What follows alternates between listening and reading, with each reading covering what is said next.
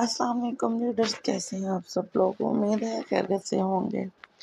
Novel شروع کرنے سے پہلے چینل کو سبسکرائب کر لیں اور بیل آئیکن کا بٹن پریس کر لیں۔ ناول میرا پاگل پن پارٹ 2۔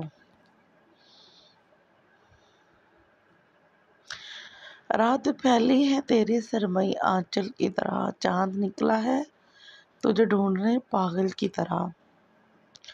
رات پھیلی راست کا نہ جانے کون سا پہر تھا، اپنے جسم میں درد کی ٹھیسیں محسوس کرتی سسک کے رو ہی رہی تھی، جبکہ مقابل اپنے مطابق حق وصول کر کے نیند کے آغوش میں سو چکا تھا۔ اپنے آپ کو اس شخص کے بے حد قریب محسوس کر کے اس کے اندر آگ بھڑکنے لگی تھی۔ اس شخص نے اسے کہیں کا نہیں چھوڑا تھا، نہ اس کے گھر والوں کے سامنے نہ یونی میں۔ قسمت میں مزید امتحان کا سوچ کے سر درد سے پھٹنے لگا تھا، اٹھنے کی ہمت تک نہیں تھی، اس لیے گہری سانس لے کر وہ آنکھیں موند گئی تھی۔ اگلی صبح کافی روشن تھی۔ جب دھوپ کی کرن سیدھا اپنے چہرے پہ محسوس کرتی، وہ کروٹ لے کے پلٹی تھی۔ چہرے پر گرم سانسیں محسوس کرتی اس نے پٹ سے آنکھیں کھولی تھی۔ رات کا گزرا ہر لمحہ اس کی آنکھوں کے سامنے گھوم گیا۔ تابش جو سنزا کے گرد بازو حائل کیے سو رہا تھا، اپنا ہاتھ چٹکا جانے پہ موندی موندی آنکھیں کھول کر دیکھنے لگا، جہاں اس کی بیوی نفرت ہی نفرت لیے اسے دیکھ رہی تھی۔ گڈ مارننگ سویٹ ہارٹ، ایک بھرپور مسکراہٹ چہرے پر لاتے وہ اس کے قریب ہوا تھا جو بدک کے اس سے دور ہوئی تھی۔ تابش کی مسکراہٹ گہری ہوئی تھی۔ بیبی ڈول، کیا ہوا؟ ڈر لگ رہا ہے؟ بیڈ کے سرہانے ٹیک لگا کے پوچھا گیا۔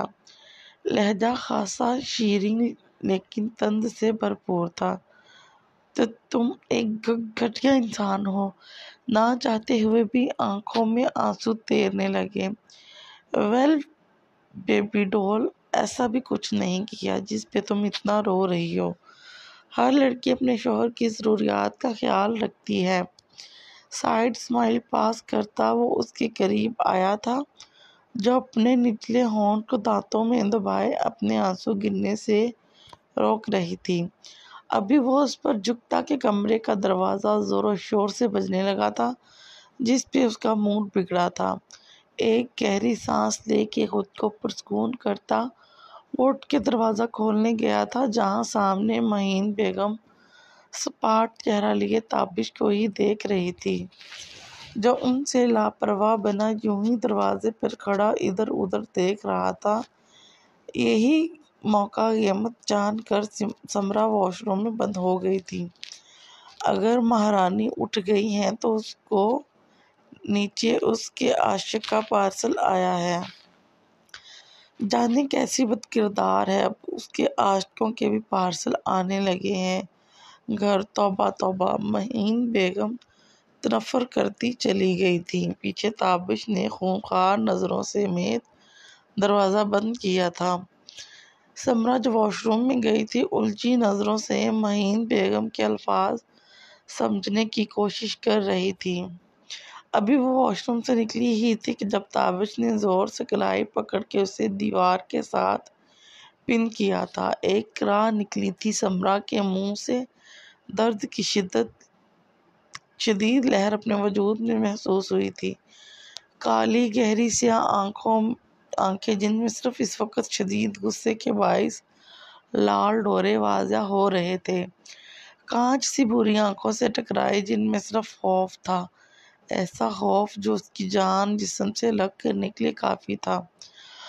اگر یہ تمہارا وہی عاشق ہوا تو یاد رکھنا سمرا، تمہاری جان میں خود اپنے ہاتھوں سے لوں گا، پھر سارا زمانہ دیکھے گا تابش اسفندیار کی غیرت۔ چلو میرے ساتھ۔ اس کا ہاتھ چٹکے سے پکڑ کے گھسیٹتا ہوا نیچے لے گیا، جہاں مہین بیگم چہرے پہ فاتحانہ مسکراہٹ لیے بیٹھی تھی۔ ساتھ ویر اپنے موبائل پہ کچھ ٹائپ کر رہا تھا۔ کدھر ہے parcel?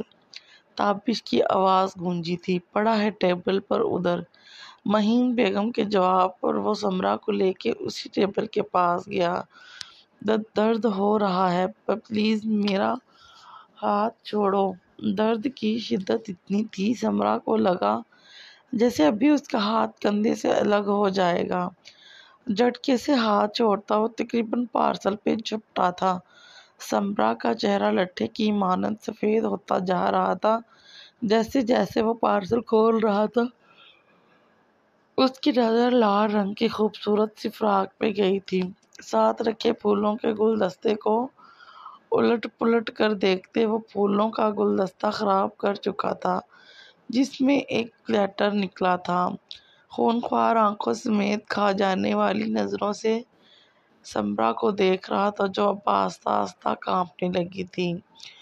We do things together but we just tell people lies and say we're just friends. But in our sick and twisted minds, we know that's in love that twist. Smile of yours or secret sinful obsession we have together always and forever my love. یہ الفاظ تابش پہ بجلی بن کر گرے تھے۔ گردن کی رگیں مزید پھول گئی تھیں، آنکھیں یکدم لال انگارہ ہو رہی تھیں جب اس نے زور سے سمرا کو پکڑا تھا۔ کیا ہے یہ؟ بولو، کس نے بھیجی ہے یہ؟ ایک ایک لفظ چبا کر کہتا سمرا کے ریڑھ کی ہڈی میں سنسناہٹ مچا گیا تھا۔ یہ میری نہیں ہے، میں کسی کو نہیں جانتی، میرا یقین چٹاخ۔ باقی الفاظ کہیں منہ میں رہ گئے تھے جب تابش کا ہاتھ اٹھا تھا۔ وہیں مہین بیگم نے ایک فاتحانہ نظر ان دونوں پر ڈالی تھی۔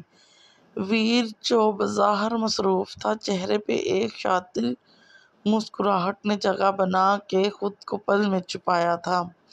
جھوٹ، ایک دم جھوٹ، مجھے صرف سچ سننا ہے سمرا، ایک ایک لفظ سچ، ورنہ تمہارے عاشق کے ٹکڑے ٹکڑے کر کے کتوں کے آگے ڈالوں گا۔ ہونٹ کا کنارہ سوج گیا تھا۔ وہ جو پہلے ہی درد میں مبتلا تھی اب چہرے پہ ہوتی جلن کے ساتھ دوہری تکلیف دے رہے تھے۔ آنسو چھلک چھلک کے گر رہے تھے۔ یہ کیسی زندگی تھی جس کا ہر دن ایک امتحان کے ساتھ عذاب جیسا لگ رہا تھا۔ اب تو اس کی خود کی برداشت بھی جواب دینے لگی تھی۔ اتنی ہی بے اعتباری ہے مجھ پہ تو مجھے چھوڑ دیں، طلاق دیں مجھے۔ وہ روتے ہوئے اس کی سانس اٹکنے لگی تھی۔ یہ ظالم شخص ہر بار اسے نئی تکلیف سے گزرنے پہ مجبور کرتا ہے۔ کیا کہا؟ پھر سے کہنا۔ اس کے دونوں بازو دبوچ کے اپنے بے حد نزدیک کیے پوچھا تھا۔ وہی جو آپ نے سنا۔ میں تھک چکی ہوں آپ کے الزامات پہ، کہتے ساتھ ہی وہ اپنے ہاتھوں سے اس کی گرفت کم کرنے لگی تھی جو کم ہونے کی بجائے مزید بڑھتی جا رہی تھی۔ وہ کیا ہے نا سویٹ ہارٹ، یہ جو بھی تمہارا سو کالڈ عاشق ہے وہ تو قبر میں دفن ہوگا تو ہی تابش اسفندیار کو سکون ملے گا۔ اور رہی بات طلاق کی، اس کی آنکھیں پل میں سرد ہوئی تھی۔ سمرا کے بے حد نزدیک آ گیا تھا جس پہ وہ سانس روک کے ایک ایک لفظ اس کا سن رہی تھی۔ وہ تو میرے جیتے جی تمہیں کبھی نہیں ملے گی بیبی ڈال، تم صرف تابش اسفندیار کی ہو اور آخری سانس تک تم میرے نام سے پکاری جاؤ گی۔ کہتے ساتھ ہی تابش نے زور سے سمرا کے کان کی لو دانتوں سے کاٹی تھی جس پہ وہ سسکی لیتی منہ پھیر گئی تھی۔ خیال رکھنا سویٹ ہارٹ۔ سمرا کے گالوں کو دانتوں سے کاٹتا وہ گھر سے باہر نکل گیا تھا۔ وہیں سمرا زمین پہ بیٹھتی چلی گئی تھی، لیکن جاتے جاتے بھی وہ گارڈ سے ان پھولوں اور فراک کو کچرے میں پھینکنے کا کہہ گیا تھا۔ یہ کیا نیا مسئلہ اس کی زندگی میں اکھڑا ہوا تھا؟ ابھی وہ مزید روتی جب مہین بیگم کی آواز پہ اس نے صدمے کسی کیفیت میں سر اٹھایا۔ درد ہو رہا ہوگا نا، پر کیا ہے نا، بہت کوشش کی تھی میں نے تمہیں سمجھانے کی کہ ہمارے گھر میں تم جیسی لوئر کلاس کا کوئی کام نہیں۔ پر تم نے ایک نہ سنی، اور اب دیکھو، you look so pathetic right now. اپنی زہریلی باتیں نکال کے وہ ہمارے کمرے میں چلی گئی تھی، جبکہ ویر اب آہستہ آہستہ اس کے قریب آ رہا تھا، جس سے سمرا کی آنکھیں خوف میں مبتلا ہوئی تھی۔ کیا حال کر دیا ہے اس نے تمہارا؟ سمرا کے چہرے پہ ہاتھ پھیرتے ہی وہ کمینگی سے ہنسا تھا۔ دور ہٹو، ویر کا ہاتھ اپنے چہرے سے جھٹک کے کہتی وہ کھڑی ہوئی تھی۔ ہاں ہاں، رسی جل گئی لیکن بل نہیں گئے۔ تمہیں پتہ ہے یہ پارسل کس نے بھیجا تھا؟ اس کے قریب جھکتے کہ وہ سمرا کی آنکھوں میں الجھن پیدا کر گیا تھا۔ ڈونٹ بی کنفیوز ڈارلنگ، میں بتا دیتا ہوں، یہ پارسل آپ کے عاشق یعنی میں نے آپ کے لیے بھیجا تھا۔ ہاں ہاں ہاں کہتے ساتھ ہی وہ کہکا لگا کے ہنسا تھا۔ سمرا نے نفرت سے ویر کو دیکھا تھا۔ اس شخص نے اس کی عزت خراب کرنے کی کوشش کے ساتھ اب مزید مشکلیں پیدا کر رہا تھا۔ میں تمہاری جان لے لوں گی، ابھی سمرا اس کے منہ پہ تھپڑ مارتی جب بیچ میں ویر نے اس کا ہاتھ پکڑا تھا۔ شیش، خبردار اگر پھر تم نے ہاتھ اٹھانے کی غلطی کی۔ ڈارلنگ، ایک بار کی سزا دوبارہ مجھے دینے پر مجبور نہیں کرنا۔ بٹ ریممبر ون تھنگ، انا تمہیں میرے پاس ہی ہوگا، چاہے اس کے لیے اس تابش کو بیچ سے ہٹانا ہی کیوں نہ پڑے۔ ویر کی بات سن کر سمرا کو اپنا سانس بند ہوتا محسوس ہوا تھا۔ یہ کیا ہو رہا ہے اس کے ساتھ؟ ابھی وہ کچھ اور سمجھتی کہ اس کے حواسوں نے ساتھ دینا چھوڑ گئے۔ زمین پر گرنے سے پہلے ہی وہ ویرا کی باہوں میں تھی، جو شیطانی مسکراہٹ چہرے پر لاتے اسے اٹھا کے صوفے پہ لٹکا گیا تھا۔ جلدی سے سب ریویوز، ویڈیو کو لائک اور چینل کو سبسکرائب کرتے جائیں۔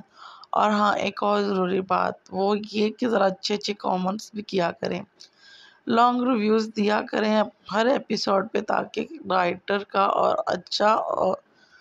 اچھا اور جلدی ایپیسوڈ لکھنے کا دل کرے۔ خوش رہیں، ہنستے رہیں اور پڑھتے رہیں۔ Novels only on Urdu novels plate form جاری ہے۔ Thanks for watching video, please subscribe اور لائک چینل۔